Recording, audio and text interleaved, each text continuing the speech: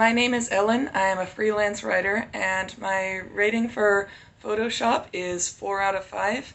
For more reviews, click below. Before I had Photoshop, I had Google Photos and Microsoft Photos, and both of those had a problem where if I cropped a photo, it would revert to a lower quality. They would save it at a maximum of 2 megapixels, and I wanted to save it as in the original quality. And Photoshop allowed me to do that, and so I decided to buy Photoshop.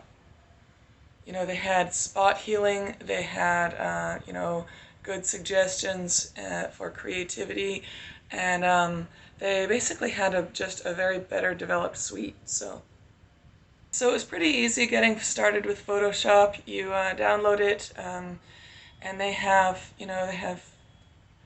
pretty good features. They take you through tutorials and so on. So yeah, I mean, it works basically the same as any other photo editor, and so it was a relatively good investment, I'd say. Well, I'd say it's a good software. You have to look at what you exactly want it to do, and what exactly you need, your needs and your business needs are. And so I use it for photo editing, and I'd say it's been working well for me.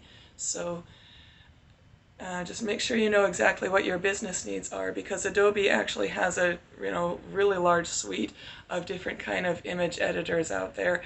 You might want to choose. There are a lot to choose from. So just look at that.